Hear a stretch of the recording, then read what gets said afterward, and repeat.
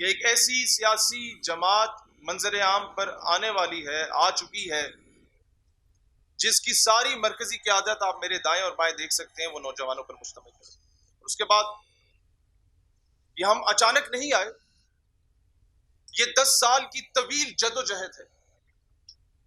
हमने कोई दरवाजा नहीं छोड़ा जिस पे हमने दस्तक ना दी हो कि मेरे मुल्क का तालीमी निसाब और तालीमी निजाम यकसा हो। हमने कोई दरवाजा नहीं छोड़ा जिस पे जाके ये दस्तक ना दी हो कि मेरे मुल्क में अमीर और गरीब के लिए कानून के तकाजे एक हों। हमने कोई ऐसा दरवाजा नहीं छोड़ा जिस पे जाके ये दस्तक ना दी हो कि मुर्गी चोरी करने वाले को आप कई साल कैद कर लेते हैं और मुल्क का खजाना चोरी करने वाले को राय फरार दे दिया जाता है या उसे बेलगाम घोड़े की तरह छोड़ दिया जाता है। हमने कोई दरवाजा नहीं छोड़ा जिस पे जाके दस्तक ना दियो कि मेरे मुल्क को आज के बाद कोई डिक्टेशन नहीं देगा। हमने कोई दरवाजा नहीं छोड़ा जिस पे जाके ये दस्तक ना दियो कि मेरे मुल्क की खारजा पॉलिसी आजाद होगी। हमने कोई दरवाजा नहीं छोड़ा जिस पे जाके ये दस्तक ना दी हो कि जनाब मेरा मुल्क खुद मुख्तार होगा। ये लसानियत से पाक होगा। यहाँ सिंधी बलोची के नाम पे, यहाँ पंजाबी पठान के नाम पे एक दूसरे के गले नहीं काटे जाएंगे। मेरा मुल्क फिरका वारियत से पाक होगा। कोई दरवाजा नहीं छोड़ा जहां पे जाके दस्तक ना दी हो कि यहाँ फिरका वारियत का खात्मा हो और वहां पर डिवाइड एंड रूल की पॉलिसी पे मेरी कौम को तकसीम ना किया जाए। लेकिन ऐसा नहीं हुआ। तो फिर दोस्तान जी वकार, हमने मैदान का रुख किया।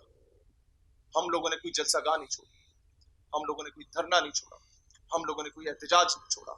हमारी दाढ़ी मूंछ नहीं आई थी उस वक्त से हम लोग सड़क पे थे। हमने फिर तालीमी इदारों का रुख किया। हमने कोई स्कूल, कोई कॉलेज, कोई यूनिवर्सिटी नहीं छोड़ा। हमने कोई मस्जिद, कोई मदरसा नहीं छोड़ा, कोई खानकाह नहीं छोड़ी जहां पर जाके इस कौम को यूनाइट करने का पैगाम न दिया जाए। लेकिन काम बाला पे कोई जू नहीं रही।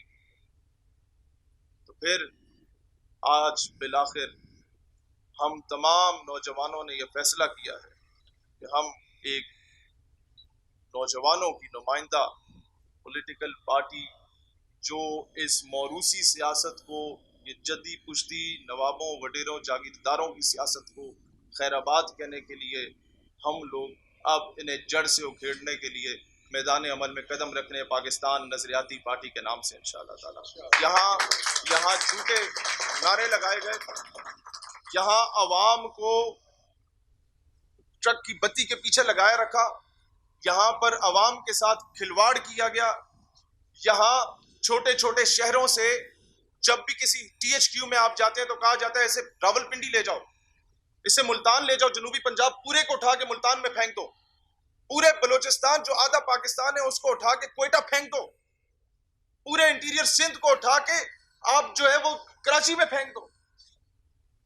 और मरीज जाते जाते रास्ते में दम तोड़ जाता है।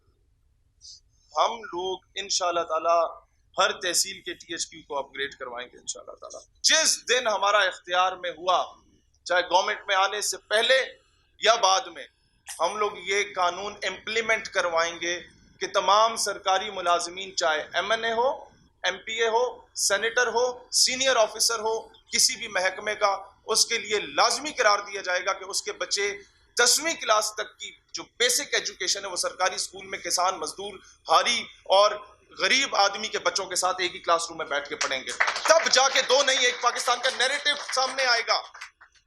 तब जाके ये एक आजाद पाकिस्तान होगा जहां एक आम आदमी का, सेल्फ मेड आदमी का बच्चा भी मेन स्ट्रीम में आ सकता है। यहाँ 1 करोड़ नौकरियों के नारे लगाए गए, लेकिन दूसरी तरफ देखें लाखों लोगों को तजावजात के नाम पे कोई और पॉलिसी देने की बजाय बेघर कर दिया गया, नौकरियों से निकाल दिया गया। और जब आप सड़क पे जाएं आज से 5 साल पहले और आज, जहां 2 बंदे मांगते थे अब 10 बंदे जो है वहां पर भीख मांग रहे हैं। दोस्तान जी वकार, जब वजह पूछी जाती है तो काम बाला कहते हैं ओवर पॉपुलेशन है, ये कंट्रोल नहीं हो रही तो बेरोजगारी फैल रही है। भाईजान, मामला ओवर पॉपुलेशन नहीं है जनाब, मामला आपकी नाअहली है। आपके पड़ोसी मुल्क में हमारे प्यारे दोस्त चीन के पास 125 करोड़ 1.25 अरब आबादी का मुल्क है और उसने उसको इंटरनेशनल मार्केट बनाया। उसने अपनी अफरादी कुव्वत को यूटिलाइज किया for the well being of the state. हम लोग उन कॉटेज इंडस्ट्रीज का, छोटी सन्नतों का निज़ाम पाकिस्तान में इंशाल्लाह मुतारिफ कराएंगे। जितना टैलेंट आपके यहाँ के गिलगित बल्तिस्तान में है, जितना टैलेंट यहाँ के आपके आज़ाद कश्मीर के लोगों में है, जितना टैलेंट यहाँ के आपके जनूबी पंजाब बलूचिस्तान के लोगों में शायद ही कहीं पर हो। 70% पाकिस्तान को मेन स्ट्रीम से दूर रखा गया, जिसमें बलूचिस्तान आता है, जिसमें एक्स बाटा आता है, जिसमें जनूबी पंजाब आता है, जिसमें इंटीरियर सिंध आता है। हम पाकिस्तान के तमाम मेडिकल कॉलेजेस और तमाम बड़ी यूनिवर्सिटीज, स्पेशली सरकारी यूनिवर्सिटीज में इन तमाम इलाकों के स्टूडेंट्स का कोटा मुख्तस करेंगे। जिस दिन सिंध का बच्चा पढ़ लिख गया, शायद वो जो इतने दिनों से फौत नहीं हुए वो फौत हो जाएंगे और उनको दफना के आ जाएंगे। हम लोगों ने CSS के एग्जाम्स में इंशाल्लाह ताला उर्दू ज़ुबान का ऑप्शन भी रखवाना है, ताकि मेन स्ट्रीम में वो लोग भी आ सकें जो जिनकी अंग्रेज़ी बेचारी बहुत अच्छे फ्लुएंट नहीं बोल सकते, उन लोगों को भी मौका मिले। और मौका मिले ना मिले एक अलग चीज़ है, उर्दू ज़ुबान की तरवीज। उसके बाद ओवरसीज पाकिस्तानी जिसने ला के मौजूदा हुकूमत को एक मनसब पे बिठाया, मैं जिस मुल्क में भी गया, मैं रात को 10 से 1 बजे तक पाकिस्तानी कैंप्स का विजिट करता था। उनके साथ सुतेली औलाद का सलूक किया गया, उनका कोई पुरसाने हाल नहीं। ओवरसीज पाकिस्तानी आपकी पाकिस्तान की इकोनॉमी को स्टेबल करने में अपना किरदार अदा करते हैं, और आज तक उनको जब उनके अम्मा अबा में से कोई फौत हो जाता है, 4-4 दिन एम्बेसीज के बाहर धक्के खाते हैं, कोई उन्हें पूछने वाला नहीं होता। इस चीज के लिए ओवरसीज के लिए एक स्पेशल पॉलिसी बनाई जाएगी। अब हम लोगों ने ये कानून लाना ही लाना है, चाहे हमें इसके लिए सड़कों पे आना पड़े, चाहे इसके लिए ऐवानों में पहुंचने से पहले हमें मुल्क की जो है वो एहतजाज की कॉल देनी पड़े। वो ये है कि जिन लोगों के एहसासे, पता क्या, कर्ज मुकाने के लिए गरीब पे टैक्स का बोझ डाला जाता है। गरीब पे टैक्स का बोझ डाले बगैर हम ये कि जिनके असासाजात 10 करोड़ से जायद हैं या उससे ज्यादा हैं, ये लाखों लोग हैं पाकिस्तान में, उनका 10% रियासत की प्रॉपर्टी होगी और उस प्रॉपर्टी से हम कर्ज उतारेंगे। सबसे इंपॉर्टेंट अनाउंसमेंट इसके बाद वो ये है कि नाम का नारा नहीं है नौजवानों का, और दो महीने की बात है, बल्दियात आने वाले हैं।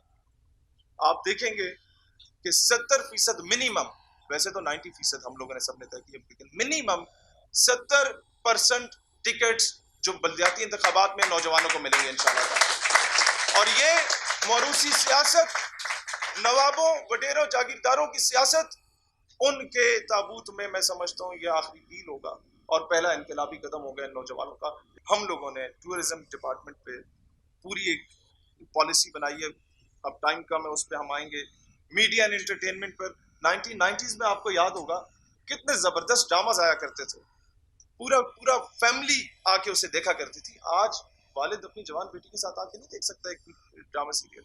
तो हम लोग ऐसे ड्रामास लेके आएंगे, ऐसी फिल्म इंडस्ट्री में बेहतरी लाएंगे कि जिससे हमारी मॉरल और एथिकल वैल्यूज को उनकी तरबियत की जाएगी। और उसके बाद हम लोग स्टूडेंट ऑर्गेनाइजेशंस की बहाली के लिए, हमारे यहाँ पर अमार सती बैठे हैं, हमारे वकील हैं, ये हमारे यंग लॉयर्स फोर्स को लीड कर रहे हैं। ये विद इन अ वीक और 2 हम लोग तलबा तंजीमों की बहाली के लिए इंशाल्लाह सुप्रीम कोर्ट जाने वाले हैं। कि हम लोगों ने पार्टी के अंदर खास नुमाइंदगी अपनी बहनों के लिए भी रखी, और उसके बाद हमेशा से पूछा जाता है कि जनाब ट्रांसजेंडर राइट्स, हमारे जो ख्वाजा सरा कम्युनिटी है उसके लिए बात नहीं की गई। हम लोग पाकिस्तान के तमाम गवर्नमेंट जॉब्स में ख्वाजा सरा के लिए एक स्पेशल कोटा भी रखेंगे इंशाल्लाह ताला, और पार्टी का टिकट भी देंगे, चाहे हमें वो बाद में बताएंगे कि कहाँ से टिकट दिया जाएगा। मैं आज भी, आपके 1-2 सहाफ़ी इस बात के गवाह भी हैं, ये अभी भी अंगूठे का निशान है, मैं आज भी पेशी भुगत के आ रहा हूँ। सच बोलना बहुत महंगा पड़ता है यहाँ। हम थाने कचहरी का निज़ाम बेहतर करेंगे यहाँ, हम लोग यहाँ पर इंसाफ का यकसा निज़ाम होगा अमीर और गरीब के लिए इंशाल्लाह ताला। यहाँ पर फौरी इंसाफ आपकी दहलीज पे होगा इंशाल्लाह ताला। और उस पे, क्योंकि हमने ये चीज़ें झेली हैं, हम लोगों ने हर किस्म के सियासी पर्चे झेले हैं, हम लोग इस चीज़ को बेहतर करेंगे। जितने दिन मैं जेल में रहा, मैंने सीखा वहाँ पे, और शुक्र अल्हम्दुलिल्लाह मैं जेल में रहा। अगर मैं ना रहता तो शायद मुझे अंदाजा ना होता कि कितना घटिया निज़ाम है, उसको बदलना इंतहाई ज़रूरी हो चुका है। और इस कौम के लिए जेल में गया। इन नौजवानों के लिए जेल में गए हम लोग, पाकिस्तान की सालमियत और बका के लिए जेल में गए हम लोग, इसकी खुद मुख्तारी को बचाने के लिए हम जेल में गए, इसको एक आज़ाद रियासत बनाने के लिए जेल में गए।